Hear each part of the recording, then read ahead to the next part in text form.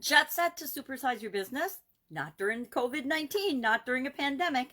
Jet set is our idiom today. Sharon Horne-Ellstrom here. And this idiom is relatively new. It comes from about the 1950s when jet planes became popular.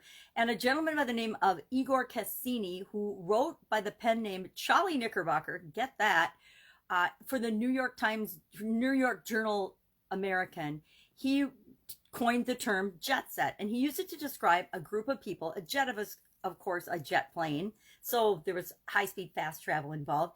And a set refers to the group of people, the rich, the famous, the people that aren't working so they can travel around and go from party to party, beautiful place to beautiful place, and just enjoy themselves and have a good time.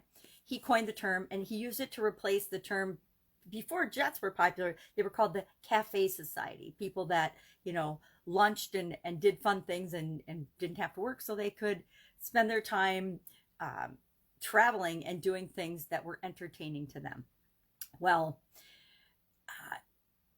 always I've never been a jet setter. I laugh when I hear the term jet set because I've run across people that are jet setters periodically throughout my life and always found it very entertaining, very interesting lifestyle. My kids have met more jet setters than I ever have, but I've met a couple, and it's kind of like my dad would always say, never met a con man you didn't like. Well, I never really met a jet setter or a person that traveled for fun that I really didn't like or find entertaining and charming in the least. We live now in a global economy. So although jet planes influenced and high speed travel has influenced our ability to do business and build our businesses and contributed to the global economy, I don't think anything has contributed to the global economy as much as advancement in technology. And as much as we hate to admit it, this pandemic, this COVID-19 has dramatically increased the people's adoption of technology. Zoom technology, video conferencing technology, voice over computer technology, artificial intelligence, all sorts of technology that we can use today to supersize and grow our business in ways that we've never even imagined before. COVID has also been the catalyst for us finding new ways to do business, for us finding new ways to work and to continue to serve the people that we're here to serve. Although it doesn't always feel good when change happens, guess what? Change causes us to be better. It forces us to be better. It forces us to focus on solutions and find different, better, faster, easier, more efficient, and more effective ways of doing things. Sometimes we get complacent in our everyday lives and in our businesses, and we just keep doing things the way we've always done them because we don't have to change. It works, so if it's not work, don't change it, right? If it's not work, if it's not broken, don't fix it, don't change it. But sometimes we forget until something outside of us changes and forces us to look at our systems and processes and procedures that we can always be doing better. We can always be continually improving the things that we do. One of my favorite things about and technology is that we don't have to go to the expense of traveling halfway around the world to meet with customers, yet we can do business with people halfway around the world or all the way around the world.